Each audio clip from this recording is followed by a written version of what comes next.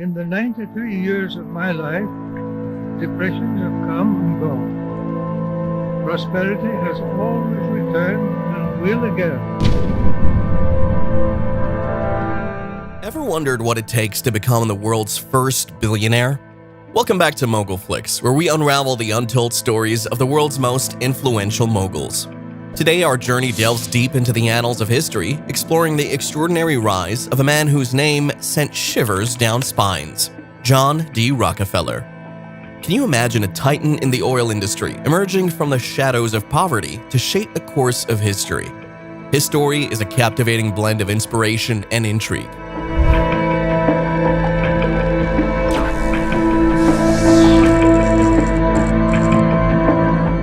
So let's rewind the clock to the year 1839 and find out together what twists and turns await in the tale of John D. Rockefeller's journey to billionaire status. In the quiet town of less than 1,000 souls, young John D. Rockefeller entered a world of hardship. Born into a family of peasant farmers, his father, known as Devil Bill, was a mysterious figure with a penchant for the unconventional. Instead of tending to the family farm, Devil Bill pursued a myriad of activities, leaving John and his siblings to navigate poverty, hunger, and the occasional lavish gifts showered upon them when their father reappeared. Despite the challenges, John embraced the values instilled by his mother, a strong religious faith and a sense of duty.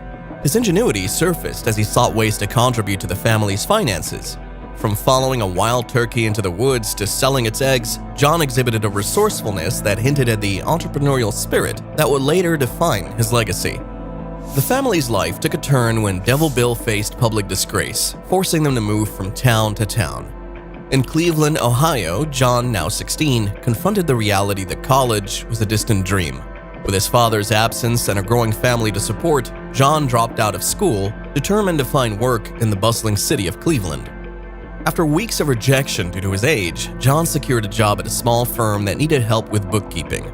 His exemplary penmanship earned him a chance, marking September 26th as Job Day, a personal celebration.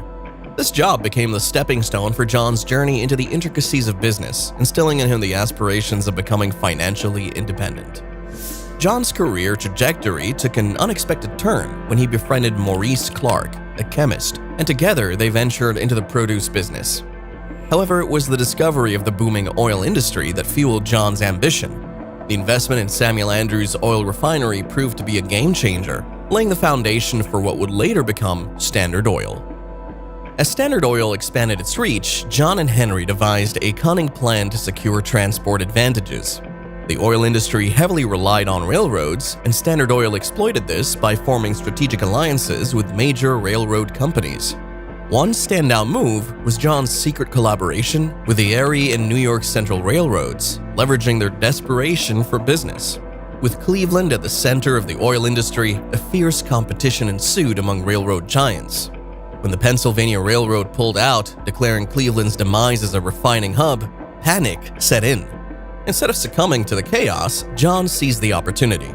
Through clever negotiations, Standard Oil secured unprecedented discounts on shipping costs, sending shockwaves through the industry. Railroad rebates became John's secret weapon. By securing favorable rates through backroom deals, Standard Oil gained a competitive edge. The discounts remained concealed from competitors, allowing John to manipulate the market. As prices plummeted, a ruthless price war unfolded, driving rivals out of business while Standard Oil emerged stronger.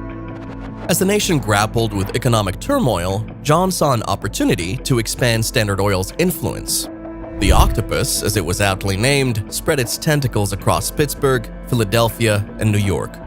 Through a ruthless combination of buyouts, pressure tactics, and financial manipulation, John solidified Standard Oil's grip on the entire oil industry.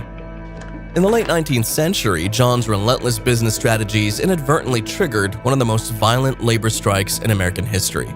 The Pennsylvania Railroad, once considered invincible, faced substantial losses. 500 freight cars, 120 locomotives, and 27 buildings torched by protesters.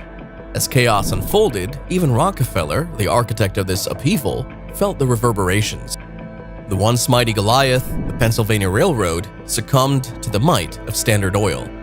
With Tom Scott on the brink of surrender, John saw an opportunity to reshape the landscape. Instead of crushing Scott entirely, John opted for a strategic alliance. A massive deal was orchestrated, ensuring survival for the Pennsylvania Railroad. In exchange for guaranteed shipments, John secured a substantial secret rebate, detailed competitor information, and a share of every barrel passing through the railroads. This deal catapulted John to unparalleled power. He essentially owned the railroads and dominated the oil industry. Enter the rivalry with Andrew Carnegie, the Steel King. Rumors swirled that John aimed to infiltrate Carnegie's turf and build a massive steel mill. Mining operations commenced in the Mesabi mountain range, and with superior iron quality, Standard Oil undercut Carnegie's prices. Sensing an opportunity, Carnegie approached John, leading to a surprising deal. The agreement shocked Wall Street, sparking a stock market craze. Amidst the frenzy, J.P. Morgan saw a chance to create a steel monopoly. Negotiations began, and to Morgan's surprise, John deferred to his 27-year-old son, John Jr. In a bold move, Jr. asserted that Morgan set the price for the Mesabi territory, giving him the upper hand. The result? A deal that merged Rockefeller's iron mines with Carnegie's steel business, forming U.S. Steel, the world's first billion-dollar corporation. With Standard Oil's brutal business practices creating a negative public image, President Theodore Roosevelt identified it as the ideal target for his campaign against monopolies. Roosevelt's previous attempts to curb corporate power had fallen short, but this time, he sensed a shift in public opinion. Journalist Ida Tarbell played a crucial role, exposing the dark history of Standard Oil, revealing backroom deals, intimidation tactics, and political bribery. As President Roosevelt approached the end of his first term, he seized the opportunity to leverage public sentiment against Standard Oil. Promising to take down monopolies, Roosevelt, upon re-election, initiated a full-scale investigation into Standard Oil. While many expected the dissolution to be a blow to John, it turned out to be the most profitable event in his career. With the industry undergoing significant changes and new oil fields emerging, Standard Oil's breakup coincided with a convenient time. John, still holding a quarter of the company's shares, witnessed their value nearly triple as they went public. By the end of 1911, John was on the cusp of becoming the world's first billionaire. Now the wealthiest man in the world, John in his late 70s decided to dedicate the rest of his life to philanthropy. He founded the Rockefeller Foundation in 1913, entrusting his son John Jr. and Frederick Gates to manage it. Over his lifetime, John gave away almost $150 million. With Frederick and Jr. contributing an additional $537 million through the foundation. John's legacy lives on as one of the most generous philanthropists in history. Perhaps that's the reason why, following John's passing at the age of 97, his son, bearing the same name, said that there was truly only one John D. Rockefeller. If you found this story as intriguing as we did, don't forget to like, share, and subscribe. Until then, this is Mogul Flicks, unraveling the tales of the titans who shaped our world. Missed our previous captivating stories? Don't miss out. Click on the video on your screen and revisit the stories that shaped history. Thanks for watching, and see you next time.